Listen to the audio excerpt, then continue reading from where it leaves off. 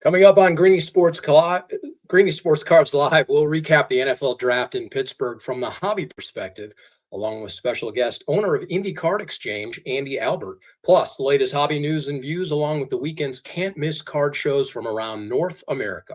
All this and more on the other side. You make this rather snappy, won't you? I have some very heavy thinking to do before 10 o'clock.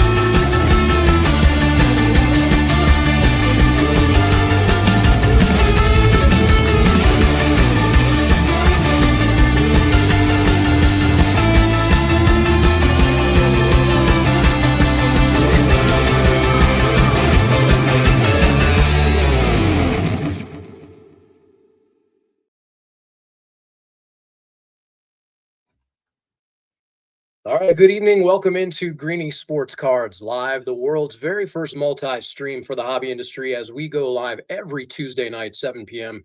to 8 p.m. Eastern.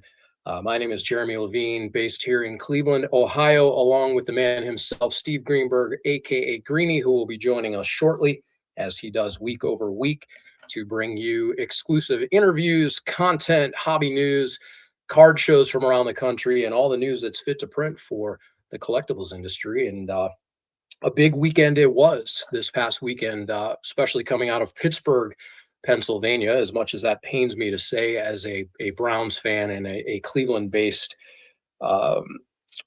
resident. But Pittsburgh really did a great job this past weekend. And lots of news coming out of the Next Up card show, which took place at the David Lawrence Convention Center, along with the NFL draft. Topps had a huge presence both within the activities themselves, the selection process, documenting and recording that, as well as on the field at Acrisure Stadium. There was quite an impressive display there. And we will get into all of that along with Greeny. And Andy Albert will join us from Indy Card Exchange. Andy is the owner of Indy Card Exchange, who had a presence there in the tent. We call it a tent, but it was a major infrastructure piece on the field there at Acrisure Stadium in Pittsburgh. Andy will give us his perspective from boots on the ground and their participation and what took place there. We will check in with Joe Wismierski, our resident hobby insider from Phoenix Sports Cards. Joe will give us his perspective on the hobby world and what it's like with boots on the ground in the card shop there out west. And then we will go around with Greeny across not only the country, but North America to check in with some of the hottest card shows that will take place. There's two, in fact, coming up on this Greeny weekend that we'll talk about, but there's shows taking place in Fort Smith, Arkansas. There's a huge show in Connecticut, the Northeast Sports Card Expo. We'll go out to Georgia for the National Fairgrounds there. And then Toronto, Canada, there's a huge show, the Sport Card Expo up there. So Greeny will bring you all of the related news on that. Speaking of hobby news, it is time for This Week in the Hobby, your quick hits, and we'll give it to you in the next 60 seconds. PSA launched a new slab check, the anti-counterfeit rollout in pilot markets. PSA confirmed this week that it has begun rolling out slab check, a new authentication feature embedded directly into holders, starting with select pilot markets. The system uses micro-patterned light reactive markers to verify genuine PSA slabs instantly under a phone flashlight, part of PSA's broader anti-counterfeit push heading into this summer. that news comes to us via Sports Collectors Daily. Bowman basketball returns after 17 years, as we shared last week. There was a huge release week, particularly on the 22nd, the 25, 26. Bowman basketball hit shelves April 22nd. It's the brand's first NBA license release since 2008, 2009. Skybox Metal Universe Hockey also dropped on the 22nd, and the 23rd, Topps Finest Premier League launched, debuting a 300 card checklist and 2 autos per box. It's a major chromium release for the global soccer collectors. PSA reports 863,000 cards graded in March, with a total industry grading nearing 3 million. That's pretty strong momentum heading into late April. Interesting news out of artifact sales and pop culture. Titanic memorabilia surges. There was a life jacket that sold in England for £670,000 on April 23rd, more than doubling estimates. It's one of the strongest historical artifact sales of 2026. And finally, tickets are on sale for the Mountain State Collectors Convention, West Virginia's biggest collectible event, coming up May 15th through 17th. Check that out on greeniesportscards.com. More hobby news and views coming up with our resident hobby insider, Joe Wismierski of Phoenix Sports Cards. And with that, we will welcome in the man himself, Steve Greenberg, the namesake of Greenie Sports Cards. And he will be with us momentarily. There I am. There he is. There I am. There I am. Through the marvels of modern technology, we are able to talk to you as we do every Tuesday. Good evening, my friend. How are you? Good, good. Another beautiful Tuesday night in Cleveland, Ohio. We have some great weather. We have a #1 draft pick called up this evening who struck out in his first at bat, but nonetheless, a good night. What a weekend at the draft show, with seeing the draft, having the show, and putting it all together. That was a pretty fun weekend in Pittsburgh. It really was. Plenty to get to on that. With the Next Up Card Show, I mentioned we're going to be talking with Andy Albert of Indie Card Exchange, who had really a great seat in the house, literally and figuratively, for all the action down there. Greenie, this brought to my attention the question of the day, what we turned into the question of the day. You mentioned Travis Bazzana got called up. He was the #1 overall draft pick in baseball. We just had the draft this weekend. It got me thinking that does the team drafting a player, maybe it's different in each sport, basketball, baseball, football, but does the team or the city drafting the player have any impact on card valuations, or do ultimately the on-field performance set the market? And really, I kind of thought about that in the vein of perhaps Jose Ramirez, who's based here in Cleveland and maybe doesn't get the love he deserves. But what are your thoughts on nature versus nurture? You know, a lot of people that do the prospects say that their cards are never hotter than the day that those cards first come out, when these guys are still, just in rookie league, A ball or something. Yeah, you don't know. You never know, right? When a prospect is hot on the prospect list, that could be the peak, right? But then you have your guys, your Jose Ramirez, your Aaron Judges, Mike Trouts, who, while they were big names, they weren't hot right out of the gate. So it's a boy, I don't know, right? If you have a guy that you like, definitely stock up on them. But man, I don't know what the percentages are. Somebody does, of how many of these guys actually make it, and top prospects, what their cards are. So yeah, obviously on-field results always carry a longer weight, but immediately, I mean, we're always of the mindset, as soon as those cards come out, sell them. Sounds good. If you have an opinion on the matter, we encourage you to participate on whatever social channel you may be checking in from, whether that's Facebook or the old Twitter, Instagram, YouTube, Twitch, LinkedIn, wherever you're catching the multi-stream. Drop a comment. We can add you to the show and you can interact with us. Or if you have questions for our guests, please go ahead and drop those in as well and join the conversation. Greenie, mentioned huge weekend in Pittsburgh. As much as it pains me, I do have to give kudos to the city, especially from an event perspective, a production perspective. There were 500,000 people, if not more, moving through there. Upwards of 800,000 was an estimate across the weekend. We had concerns going in about traffic. You know, in case anybody doesn't know, there are literally 3 rivers that divide up the city, and it's a amalgamation of bridges and back roads. So there was some concerns of getting in and out of the city. There was the card show at the convention center, the Next Up card show. The NFL draft took place at Acrisure Stadium, which is across the river. The baseball stadium is next door. I thought they did a marvelous job. It's a tremendous undertaking to move that amount of people. The traffic was seemingly never a significant issue. People could get to where they needed to go. There's an interesting ebb and flow. I think maybe because of the timing of it, you've got the main selection, the first round on Thursday night, then it leads into, you've got Friday night and Saturday. So perhaps, you know, traffic and business traffic moves throughout the day, and then people descend on the city at night. But what were your initial thoughts coming out of the weekend in Pittsburgh? Yeah, you said it was a lot of fun. It was pretty high energy, right? We got there Thursday and got set up at the show and went down. Adam and I actually walked across, not across the river, but behind the building where they had a strip of restaurants. We sat down for lunch, and this gentleman was walking towards me. I'm thinking, man, I know that dude. And as soon as he walked by me, it hit me, and I was like, "Hey, man, it was a pleasure watching you play." And Tony Dorsett put his hand up and waved, so that was kind of cool. So yeah, I mean, it was really good energy in there. The show had all of that. There was very good vendors from really all over the country. We had a guy that was really like kind of in our booth, right directly next to us. Cobo's cards, from California, right? He flew in from the show.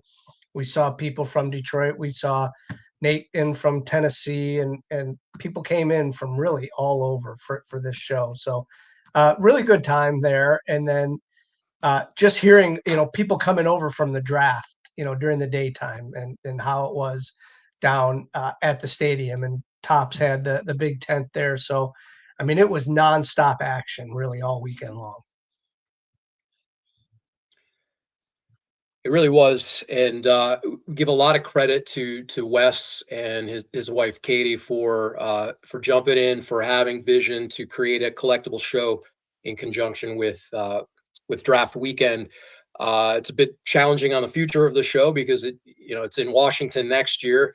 There's a lot of moving parts that have to take place, venue, location, all those things. But they took a risk, took a chance. I thought, the proximity to the draft might have been a little bit challenging, ironically, because of the river. And to me, there seemed to be a little bit of a disconnect in what we had all hoped, and I'm sure they hoped too, was some major spillover with all those people there, and all of the sports fans that were in town. It seemed a little flat at times, and it didn't have necessarily the really high intense energy that we've seen at a lot of card shows lately. What was your perspective from the business that was taking place, and trades and buying and selling? What was the action like? Yeah, I mean, that still happened. I mean, we still had a lot of transactions, both buying and selling. It's hard to know what people are going to do and what they're going to want to do, and that's, kudos again. They took the risk. They did have some people that came over, but you never know. And I think they'll learn. And next year, whether they continue to do this show, it's a great learning experience. I still think at the end of the day they won. They were able to put a show together at the draft, and a lot of people really enjoyed it. And I think people will see the videos, or they'll see pictures. They'll see a tons of reels from all the different influencers were there, or card deals were there, and I think people will look forward to next year. I think it might be tougher in DC. It just depends where the draft's going to be, because the stadium, I think, is in Andover, Maryland, right? And then, if you say you're in DC, I guess they have the big mall there by the monument, Washington Monument. So, which I would assume that's where the draft's going to be, but um, Commissioner Goodell has not yet called and asked my opinion, so I don't know. Sure. Yeah. Not only kudos to them, but from a production standpoint, again, we've got the benefit and perspective of knowing how hard people work and how much effort goes in and what a village it takes to pull these things off. And they hit all of those notes. There's no mistaking that. They had a great venue. They had the signage, the directions, the getting people in and out. They did everything right in that regard. It just, for their sake, I would have loved to have seen more people from the draft coming over. But at the end of the day, it was a good show. It was. I mean, you walked over there and you actually told me you saw like buses go by with signs on them. So, I mean, it was for no lack of effort. I mean, they did a tremendous job advertising this show. 100%. They had electronic buses, the signs on the buses going by. There was lots of messaging within the city, and then certainly within the hobby community. So we'll see if next up is next again next year. But in the meantime, they'll continue to do shows down south and do a terrific job at that. Speaking of terrific job, Sport Card Auctions, they do a terrific job. And if you are looking to turn your collection into serious cash at Sport Card Auctions, they make it simple. Professional services, just ship your cards to them. They will, if you don't know anything about this world like I don't, but you want to sell your cards, make sure you get Sport Card Auctions involved. Send me your cards. Their expert team will handle everything from the photography to listing to shipping. They've got over 15 years of experience and a 99% customer satisfaction rate. So send them your vintage legends, your modern hits, maximize your return with competitive consignment rates, and give your cards the spotlight they deserve at Sport Card Auctions. Check that out at sportcardauctions.com. It's that simple. Send them your cards, get cash. There or you direct go. deposit, which is just as good. You know who else you can send cash to? Our resident hobby insider, Joe Wismirski. And he'll take it. He'll take it. He is the commissioner of chaos. He is our man out west. Joe, I will do you justice one of these days again and give you an epic introduction, but we got to keep it moving tonight. So we want to get you in here and get you ready for hobby news. Well, thank you again for having me. Look at you! Look at you in your Tuesday best collared shirt. Thank you. Thank you. You're welcome. Yeah, I'm doing my best. You know, I really want to bring this up, and I don't think you guys did a good job talking about it, but you know, why do you think so many people came to Pittsburgh? It wasn't only for the draft, but there was a presence from the city and the team at the Great Lakes Collectors Convention, right? I mean, that really drummed up a lot of excitement and brought people to the draft and brought them from to Cleveland. The show, it brought it brought Northeast Ohio to the draft. The Steelers were actually set up at the Great Lakes Collectors Convention with their memorabilia booth and brought more people over. Correct. So yeah, we had a nice contingent.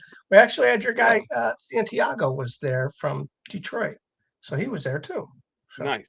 Yeah, a lot of nice. We're not going to humble brag, Joe. We have you to do that for us. Yes, and you know what? The other thing I'll bring up too, Steve.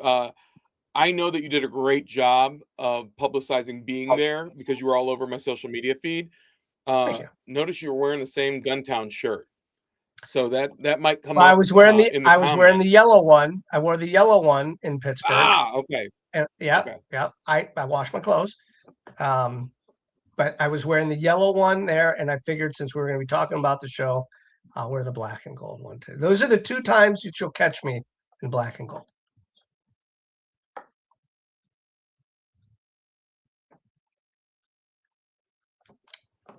Mario. I'll tell you, the hobby continues to show how healthy it is. There's a nonstop flow of traffic of people coming in, not only for sealed product, but singles are through the roof. It doesn't matter if you have autographed or memorabilia cards.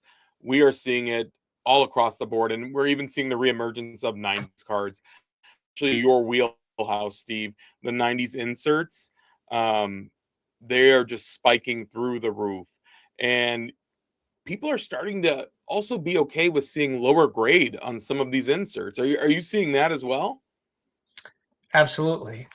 Because 10s are not easy on cards that are 30, 40 years old. And these cards weren't graded that long ago, right? So they've been sitting in binders, or they've been sitting in boxes, unprotected, just banging up against each other, right? Because that's what you did. You threw cards in boxes in the 90s.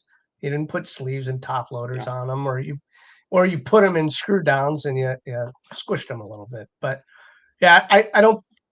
Sure, the grades matter, but at the end of the day, rare matters. So I don't know. I should have brought it home. I didn't bring it. I bought a card at the show which was damaged. It was in, I don't know if it was in a house fire, if it was in a flood. Like it was really beat up. But it was a 0304 exquisite Larry Bird. His jersey number 33 of 75, and it's just an iconic card that you won't see often at all. And to me, I mean, short of being folded in half, and I still would have bought it then. You buy rare no matter what. So, you kind of sometimes throw the grades out the window, but if they're in a really high grade, I just watched Fanatics. I didn't watch it live, but I saw afterwards Fanatics auction on Sunday night a 1998 platinum medallion Shaquille O'Neal PSA 9 sold for almost $30,000. Yeah. Yeah. There's a PSA 9, but those cards just don't come for sale often.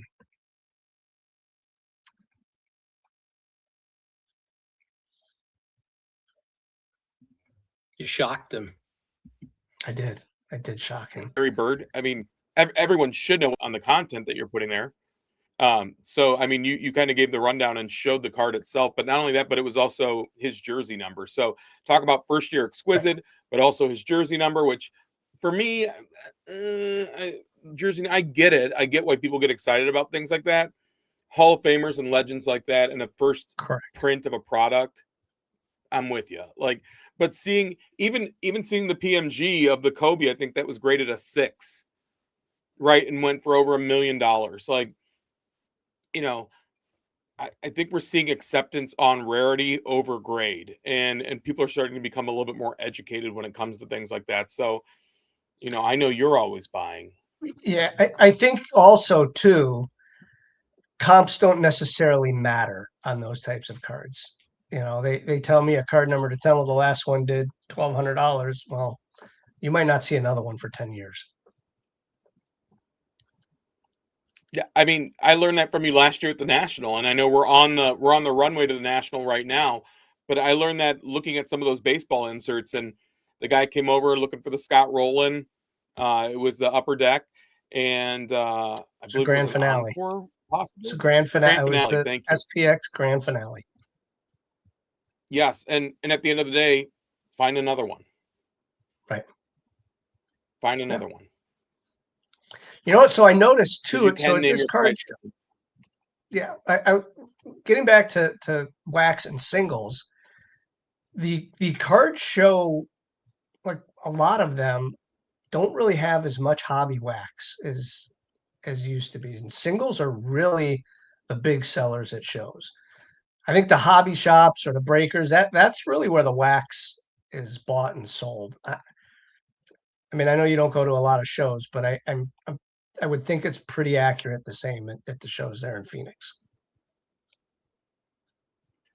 Absolutely. I mean, unless you're at a show where Monster Breaks or the Monster Card Shop is set up, you don't see a ton. Monster has a huge presence when it comes to like sealed product. But yeah, it's tough, Steve. I mean, with the price and how they've surged with sealed product, why wouldn't you just buy the singles that you like? That's what it really comes down to, is buying what you like. And if there's a great price on it, even to the point of, I'll reference Nathan Burns again, if you're within 10% of that, don't lose a deal or miss out on a card for 10%. That's silly. Sure. Totally agree. What you mentioned that the shop was hot. What came in this week? What did Phoenix Sports Cards buy this week? I know you showed some vintage last week, right? What happened there?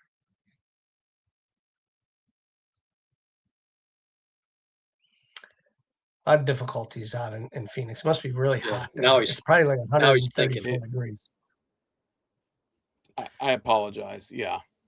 With that vintage collection, Steve, honestly, That was more of an educational piece for this customer. He didn't know what he really had, and we had to make sure that he understood that he had some very valuable things there, but it would require grading and doing things along those lines. So hit up your local card shop. I don't know if everyone across the country, they should be willing to educate. That's a foundational piece of this hobby.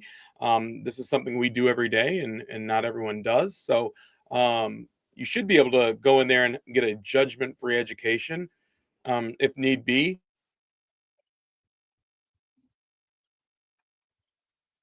We do it too. I mean, we do it at shows. We do it at our office, not necessarily a shop, but we have people that call all the time and want to know It's about their probably cards. not. Yeah. And 9 times out of 10, Steve, if they're ready to sell, they're going to circle back to you because you treated them right the first time. Fair. Yeah. Hey, Joe, let me throw this question at you if we can make it through your internet. But I was thinking about this in terms of maybe a Josh Allen in Buffalo or Patrick Mahomes in Kansas City. Does the our question of the day actually, does the team drafting a player have an impact on card valuations, or does ultimately the results on the field set the market? And I mentioned those two smaller markets with Hall of Fame players in that regard.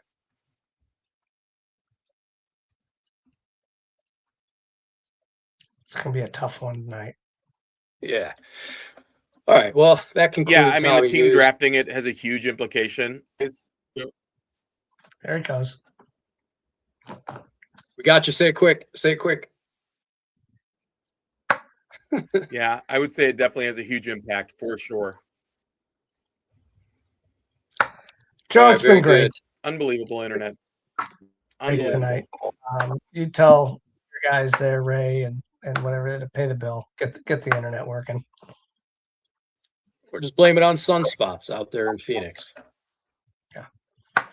Either way, we appreciate hearing part of your show tonight, and we can catch you at 59th and Thunderbird in Glendale, Arizona. You can also catch Joe at his own show. I don't even remember what it's called. Sport Card Confessions. That's exactly it. Sport Card Confessions on the Sports Cards Nonsense Net. Sport Card Confections might be an interesting show. We'll do some bake some cakes and open some packs. So probably do that right on the floor there in Phoenix. Yeah. Eat cake and open packs. Our thanks to Joe Izmirski, Phoenix Sports Cards, who joins us mostly every Tuesday. Usually more of him is available, but our thanks to Joe. Nonetheless, check out his show, Sport Card Confessions, and we'll keep it rolling here. Greeny, I think it's time for Card Show Live.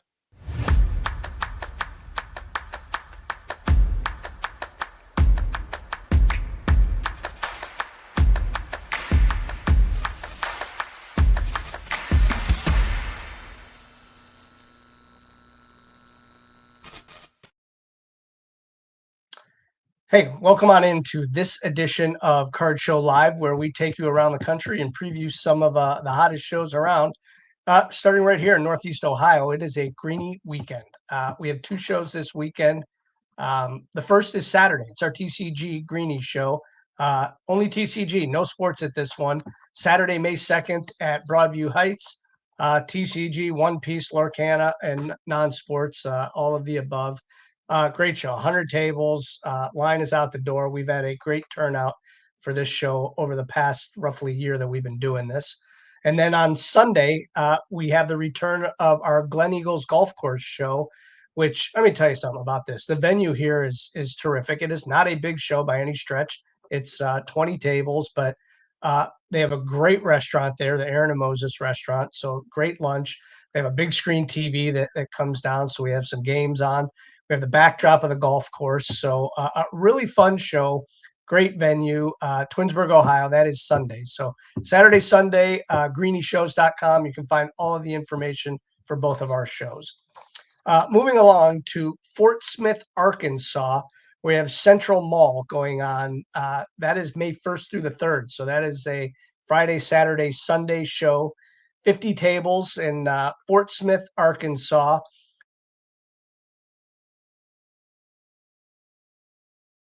A while ago, and Arkansas has some really good collectors in there, with the show. And we know that Bentonville is the home of Walmart and the home of retail wax. So a lot of stuff in that area. So check out the Fort Smith, Arkansas show, Central Mall, this Friday, Saturday, and Sunday. And then we get into some of the larger shows that are happening around the country. And the first stop is the Northeast Sports Card Expo in Sanford, Connecticut, 350 tables, May 2nd and 3rd. Chelsea Piers Athletic Club, 350 tables in Connecticut. Should be an outstanding show. I know they have some autographers there. I know I've seen some posts from some people that are coming to that area from different parts of the country. So check out that. The Northeast Sports Card Expo, 350 tables, northeastsportcardexpo.com. You can find out all the information, the times of the show, ticket prices, and things of that nature. And then our friends down in Perry, Georgia, the Flip Trade Show. And boy, these guys are doing a tremendous job all through the area down south there, Alabama, Georgia, Mississippi. But this show is the Georgia National Fairgrounds. That's what's happening this Saturday, May the 2nd. Got the wrong graphic up there. That's April 25th. But their show is May the 2nd, Perry, Georgia, the Flip Trade Show. So go to their website, thefliptradeshow.com. You can check out all the information for their show. But they do have other shows in Georgia and Mississippi and Alabama. But Perry, Georgia, this weekend for that show. And then our friends who we worked with for the combined Great Lakes Collectors Convention and the Strongsville Sports Collectors Convention have their big show, signature show of the year, the Sport Card Expo in Toronto, April 30th to May 3rd. The International Center, over 400 booths, over 35 autograph guests. What a show this is going to be. And I know a lot of people from the States travel to Toronto for this show. This is their big show of the year. And I know they have other shows throughout Canada that these guys produce, but this is their big one, the Sport Card Expo in Toronto, April 30th through May 3rd. So get your passports ready and head up to Toronto and check out all of the things that Steve Menzie and his group have going on there. But if you were at our show in Strongsville and the Great Lakes show, and you know how well we ran that, can only imagine how well this show is going to be run and all the sponsors that they have there. So that will take you around the country for this week's episode of Card Show Live, and we'll see you next week.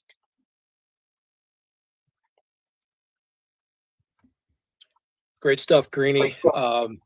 That Toronto show, I would love to get up there one of these days and see Steve Menzie and his team in their comfort zone up there, putting on a huge show in Toronto. So lots going on across the country and North America. So make sure you get out to your local card shows and let us know what you find. So Greeny, if you were looking for your hometown favorite pizza, somebody who's been in business maybe 36, 37 years, maybe not everybody likes pizza. They want some chicken. They want some JoJo fries. They want salads with great salad dressing.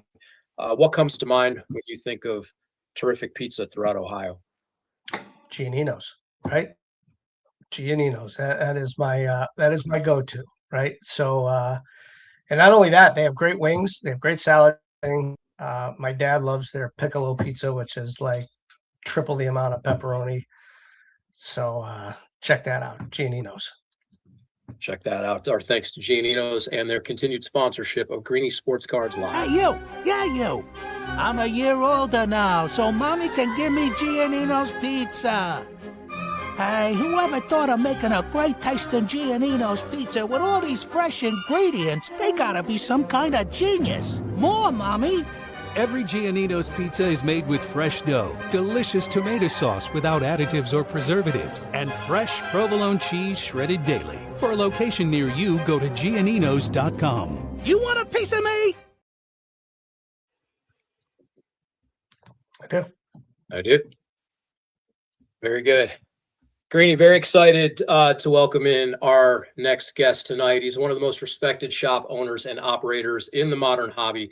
Andy Albert is the owner of Indy Card Exchange in Indianapolis, a shop he purchased in 2012 and has since grown it into one of the Midwest's premier destinations for collectors. Under Andy's leadership, Indy Card Exchange expanded from a single storefront into a full retail breaking and online operation, including the launch of the Rip Pack, a dedicated breaking studio, and a major new flagship store that opened in 2023. He's known for his customer-first approach, deep product knowledge, and for building one of the most trusted reputations in the hobby. He was on the ground there, literally on the field in Pittsburgh this past weekend, and can't wait to talk about his journey and that experience in Pittsburgh. It is our pleasure to welcome to Greeny Sports Cards Live, Andy Albert. What's up, guys? How are you? Hey, Andy, how good. Thanks for joining us. That might be the best introduction I think I've ever gotten in my entire life. So thank you so much, Jeremy. My pleasure. My work here is done. I'll see you guys later. Not only did you have boots on the ground, you actually had elbows on the ground on that turf field, huh? We were all over the place. Yeah, we had elbows, knees, boots, you name it. It was pretty fun.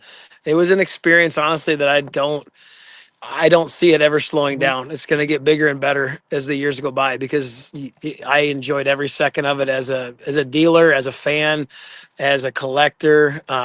Being able to see the celebrities, being able to watch the draft live. I mean, all that kind of stuff. It was super cool. Yeah, we saw the tent, we saw them build this thing, and we know that they invited several vendors to be in there. Like, take us into that. Like, what was it like in that room? I mean, I had a text conversation with Sean Bennett, and he was like, man, they were introducing so many new young collectors to cards. Yep. That's exactly what I was going to say. I was going to add on to that, but like the new collectors that were there that were just football fans in general that have never been able to kind of bridge the connection between the NFL and the card hobby itself. I swear, I mean, I think they said there were 105,000 attendees that went to the draft. 200,000 of them had to run through that tent in the 3 days that we were there. It was that chaotic. But, it was the coolest experience for me to be able to continue to educate new people on what the hobby's all about. And, they were getting these free packs that Fanatics was handing out, and those free packs were loaded with good hits. I felt like they were kind of juicing the packs in a good way just to get people interested in the hobby, because people were walking up with Josh Allen autos and Cam Ward autos and, Joe Burrow autos, like you name it. We were seeing so much cool stuff. So, but the experience as a whole, I guarantee you, every collector that walked up to any booths had a new itch for the hobby, if you will. It was really neat. But what made it different was it wasn't a card show, right? There were no people carrying cases. There were no maybe had some binders, but people were there to really learn, right? Yes. And that's what's really cool about what they did there. Yeah. And it was fun to be able to offer every price point to the true collector and fan of the game. Just a Tennessee Titans fan just wanted a $5 Steve McNair card. And that's, we were representing the AFC South because we were one of those, that division. And we brought cards from $1 to $5,000 available, and none of the high dollar stuff was selling. That was the part that you knew you were catering to more of the fan than you are the investor collector. So our bargain boxes were just completely decimated every day. And it was super cool to be able to see that and kind of relive the collector side of the world, right? I would say mission accomplished then from Topps perspective. If their goal was to expose sports fans to the hobby and put cards in their hands and get them acclimated, what a coming out party that was at the draft. I happened to be in a position to overhear or was provided the information in real time that the NBA called as well while they were seeing what was happening at the draft, particularly with the first card and the first autograph. So that was a remarkable operation that took place too. Topps had a team in place that once the pick took place. Now after for Mendoza, It was a crapshoot who's going to be picked. That was a remarkable thing that their team was in place with photographers, graphic designers, production, and they were able to, within about 50 seconds, take a photo of the draftee, apply it to a card, the graphics with their new team, get it printed, and have that signed in real Yeah. time. Did you see any of that on the floor? And I guess by extension of that, what other activations were happening within that tent? Sure. I didn't get to see any of that personally because we were so busy in the tent. The autographs themselves were being done in the big stage when the draft was happening. So the draft was right outside the stadium on the river side of the stadium. And we really didn't even have access to be able to get out there because we stayed open throughout the entire draft on Thursday, Friday, and Saturday inside the tent because I mean, there were probably 10,000 people that just didn't leave and wanted to be on the field or in the tent, hanging out and experiencing all the activities that were going on. What's that going to do for the hobby? I think that's massive. A cool little story. You guys will like this, but nobody knew, but we were actually able to provide through Tops like 40 hobby boxes to every green room table where every draft pick was on night one of the draft. So they wanted to like just give them something to entertain themselves while they were waiting to be picked. So they were ripping boxes of Topps Chrome Hobby football, courtesy of Indy Card Exchange. So it was pretty darn cool to be able to be a part of that. And you can tell not just in football, but in every major sport right now, how many professional athletes just have that kind of rekindled itch like they had as a kid. That before 5-10 years ago, they were like, whatever, it's still a kid's game. Now it's an every age game that they want to enjoy and play and be a part of. I would add to that, Andy. We have a friend of the show that was there in the draft and had media access and coverage in the hotel he was staying. Happened to get on an elevator with Ty Simpson's mom and either sister or girlfriend, but it was two ladies, and they had arms full of stuff. He had literally just been drafted. They were on their way back up to the room, and amongst all the things he could possibly have, they had those boxes in hand and cards, and he was really struck by the idea that you were just drafted into the NFL, and one of the first things they hand you is a trading card set. Yeah, super cool. I mean, how about Tom Brady going out and saying he wants to buy Mendoza's autograph that said my first auto? I mean, all this kind of stuff. It's kind of a pinch me. It feels like a dream right now as a hobby shop owner who's been kind of living it for the last 37 years since I've started collecting. But it's enjoyable, and that event is going to get bigger. It's going to get better. I think they're going to rotate card shops and breakers to be able to all kind of have new ones next year in DC, which I respect that. As exhausted as we were, we would probably love to have a year or two off if we get reinvited back. But yeah, it was worth every second to be able to be there and kind of be we were honored to be one of the inaugural invitees for sure. Yeah. How long before did you know about it? It was only about 3 weeks. So we got invited. Topps Rip Night was mid-February, wasn't it? I think it was mid to late February. So I think it was about 3 weeks after Topps Rip Night. So it would have been early March that we were invited. And then the planning piece started about 2 to 3 weeks before the event. I mean, they put up one heck of a production. I mean, from the pictures and the inside of that tent, I mean, they didn't spare an expense. And we know that Fanatics doesn't do that to begin with. But who did you see in there? Was any like players in there? Did any draft picks come in there afterwards? There were some draft picks that I heard about walking around, but I didn't know who they were. I'll admit, there wasn't any like the big first rounders that were walking around in the tents or anything like that. You saw a lot of the celebrities that were on stage. I mean, the stage presence was neat to be able to see Hall of Famers, players, Steelers greats, all that kind of stuff. Even Roger Goodell on Saturday.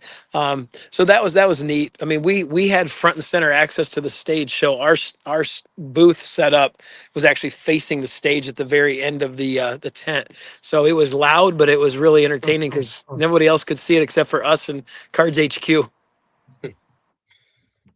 Andy, by your own admission, you've been at this a long time. You just indicated that. Take us back to your earliest memories of collecting. What was that first pack, that first card? What gave you the spark, and then what kept you in and around the business? Sure, that's a great question. 1988 Fleer basketball. I say it over and over. Was the start of everything. So my grandmother, who unfortunately passed away when I was 13, bought me my first box of cards for Christmas when I was 10, and still have those 2 Michael Jordan 88 Fleers in my personal collection that I got from that box, and I'll never forget it. So that was the spark that got it going, and really the late 90s. Like, yeah, you guys, if you know me well enough, and everybody's watching this, I'm a late 90s junkie for inserts, for Jordans, Kobe's, all that kind of stuff. But that's what really like ignited it big time. I loved the look of these kind of cards, and just the collector side of me was like, hey, these are cool looking cards. I don't care if it's not cool to do as a teenager, but I'm going to stick with it. And lo and behold, we're in 2026, and those cards are true investment assets now, which is kind of crazy to me. I still can't wrap my head around it 35 years later. It is. We just had Joe on earlier, and we were talking about some of the '90s inserts, which we all love those growing up. And I said Fanatics. I didn't see it while it was going on, but I watched the end of the auction Sunday night, and like a '98 platinum medallion Shaquille O'Neal just sold for $30,000. And Yeah. it's just Yeah. it's crazy to me that a few years ago, and I'm not saying you could find that card at a dollar box, Yeah. but I mean you could find these cards, and Mhm. rare is rare, and there's a price Yeah. to pay on rare cards. Yep. No matter what a Beckett value tells you, or card ladder, or Yeah. a comp, if it's rare, it's rare, and Yeah. people are paying for that. Yeah, I just tell people that when you're looking for that kind of stuff, look for rare and popular combined. When you can do that, even if it's not the big player, rare and popular is going to help the value of that card grow combined. Like, rare is tough to be able to stomach sometimes when it's not a cool card. Some people just don't want that card. But when you combine rare and popular, it's all hands off. It's going to continue to grow. So whoever bought that Shaquille O'Neal card, like, what can they possibly do with that? We always think, can a card ever get higher? And then you see cards drop for $1 million. But like, I know. it's a great crazy to me, but it's Yeah. still crazy to me. Yeah. Well, but Shaq's one of those, honestly, Greeny, that people I'm starting to hear more and more popularity grow with the Shaq collectors, and he is a legend. And when you can combine, Shaq's 92, 93 rookies are garbage, right? We all know that. There's Yep. just there's never going to be massive value unless it's the Beam Team rookie, which even that's not that rare. But when Right. you get into the titanium fusions and the PMGs and the rubies and Right. everything, it's still one of Shaq's prime cards in his Lakers years when he was dominating and winning championships. People are going to go back and collect that stuff because he's And also a camera hound. he You know what I is. mean? He Yeah. is. He's relevant. He is on Yeah. the greatest pregame show ever. Yeah, for sure. It's hard to miss. It's a He rather large is. human. So, You got Andy, that. cards, or we know cards at Indie Card Exchange. Talk to us about the store and your evolution. I believe back starting 2012 was launched, and take us through what the experience is like at Indie Card Exchange. Another good question. I mean, I think the difference between us and a lot of other shops is the fact that, number one, I want to make sure you can see me as an owner out there on the floor, spending time talking to people, educating them, getting to know who you are, what you like, what you dislike. That's one piece that I know a lot of people are lacking right now is the interpersonal side of the card shop, because it's a retail space as well. But we have the variety. We have the opportunities for people to be able to sit and rifle through dime boxes, rifle through vintage commons, bargain boxes that are all in the middle of the shop. And then we also provide the high-end access too. The wax piece of it is great, but we also are very consultative, more than a lot of people too, and telling people what they should or shouldn't be opening for their money. It doesn't scare me to say no to somebody and potentially lose out on a sale. It's an interactive shop. We offer a grading submission center now. So you can walk next door in its own little space and be able to submit your cards through Indie Card Exchange and get your cards pre-screened for $3 a card. The all-inclusive aspect of what we know the life cycle of the hobby is. We kind of are providing that now from start to finish, and a lot different than 2012 when we were just trying to open the doors and just get people to get in here and buy stuff from us. Yeah, so that's a big thing. You mentioned the grading. That is a big thing that a lot of shops are kind of transitioning or not even transitioning, but adding to their as a submission center. Yeah.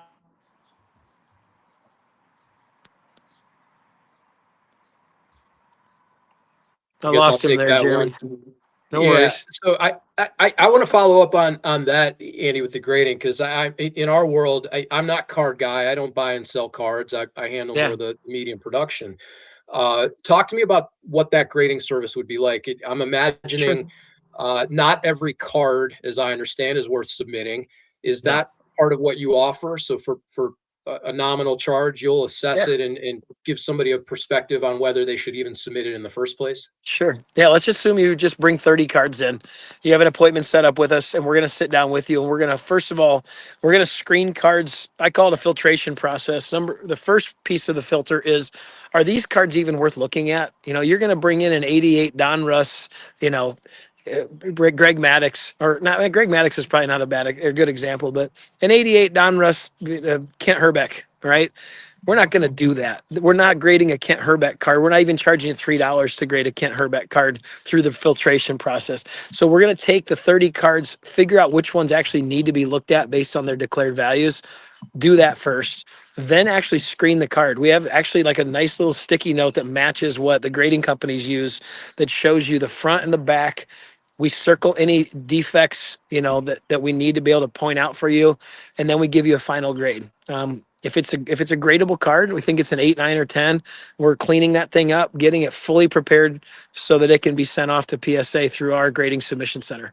So a lot of it, the theory and the goal of that is to save you money. So we went from 30 cards down to 20 just by eliminating 10 cards that aren't even worth it in the first place. And then those 20 that we looked at, most likely 10 to 12 of them are going to be worth sending. So we just saved you 23 net dollars per card by not sending those cards off because we're pre-grading them and finding out it's totally not worth it. Let's Yeah, not tell Kent Herbeck's family about that, though. yeah, let's not talk Ken Herbeck. But that's a great thing. I used to send my own cards into grade, and I don't do a good job, but now I use a service because of that, and Yeah. it saves me a lot of A, time, a lot of B, money, because Yeah. I'll send cards in that'll come back 7s and 8s, and Right. some of the people that I use, they save me the time, and Yeah. that is great for a customer, and I'm sure Yeah. they, uh, Kent Herbeck's, well, doesn't Bad doesn't example. I necessarily apologize. doesn't necessarily need to be graded. I guess we should But card ladder. We should card ladder a Kent Herbeck 88 yeah, we Donruss and should. find out if it's We worth should. it or not. Yeah, maybe he's watching. Maybe this through the 6 degrees of people watching, we'll get to Yeah. Kent Herbeck, and he'll call. Jesus went legendary. I guess he's not Yeah. going to be an Andy Albert fan. So I've seen a lot of different interesting videos out of your shop. You get a lot of like players. Some of the Pacers come in and crack wax. Tell me, how did that happen? How fun is that to get them in there? And have they ever hit one of their own cards? I'm still trying to wrap my head around that piece of it too. The athletes and celebrities that are running through right now. I was helping a customer out this afternoon at 4 o'clock, and we're going through cards that he should maybe submit through Fanatics Collect to get some stuff auctioned off. Which cards should we grade? He's a great friend and high end collector. And all of a sudden my phone pops up and it's Kevin Pritchard, president of the Pacers, asking my advice on a $400,000 Michael Jordan exquisite that he's potentially looking to buy. So he wants to offset some of his stuff and sell it off to help afford this Michael Jordan exquisite. I mean, last night TJ McConnell was in the shop. Oh, you know what? This is even crazier. Right before Kevin Pritchard called, Zach Martin, the offensive guard for the Cowboys who just retired, walked in with his kid in the shop today because he bought a box of Topps Chrome Jumbo last week and pulled a Kaiju Travis Hunter rookie rare insert. So we're getting that graded for him. I mean, it's a daily occurrence. That's the crazy part. I cannot believe this, but it's a daily occurrence with the athletes coming in now and just enjoying this hobby, not only with their kids, but for themselves as well. It's funny you say that because we have we don't have a shop. We run a lot of the shows in Cleveland, and it's the same thing. We have owners of sports teams coming to our shows. We have coaches come in. We have players that come in, and it's amazing to see. And they're collecting like it's no big deal. They're just regular guys, gals that come in and just enjoy the cards.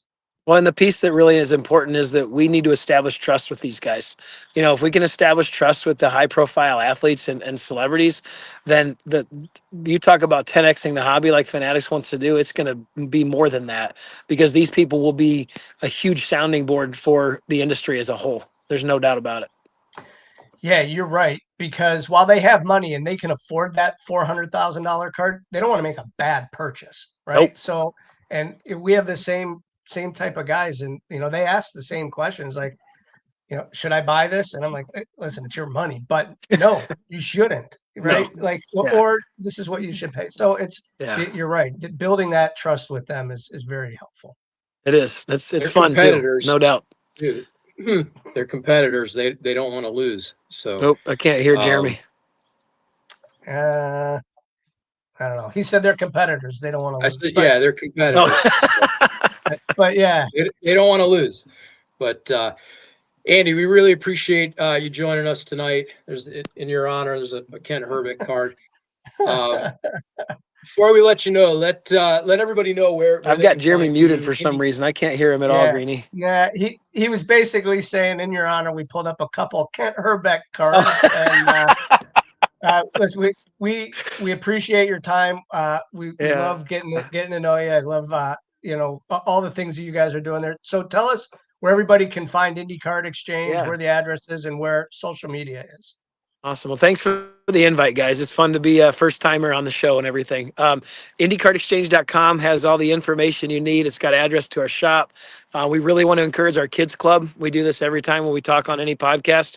Our kids club is a free membership for anybody 13 and under that wants to join. And we love educating the kids, getting them involved. They get free gifts from us every single month if they come in the shop and they're part of the kids club. And they get a birthday present from us, $10 in store credit the month of their birthday, and we host a huge annual event that's getting bigger and bigger every year.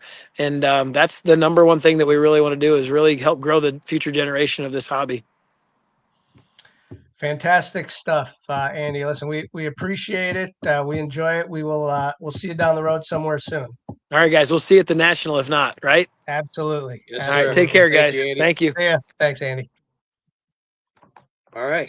Our thanks to Andy Albert. I got cute with Kent Herbeck, and then it muted my mic. So, I can tell you, real quick, Andy has an amazing Michael Jordan collection. He's pretty modest there, but he does. He has an amazing Michael Jordan collection. So awesome. Well, we'll have to have him back and show off some of those cards. So, our thanks to Andy Albert, Indie Card Exchange, Joe Wismierski with the Hobby News, Phoenix Sports Cards. Our thanks to Haley on the board, running things behind the scenes. Greeny, our thanks to you for allowing us to do this every week. Head out, get those Mountain State Collectors Convention tickets, May 15th through 17th. They're live now, along with some VIP packages. So that'll be West Virginia's biggest collectible event. It's even bigger than last year. So, Greeny, appreciate you. May the cards forever be in your favor. Enjoy all the card shows that you may go to this week, and we will see you next Tuesday.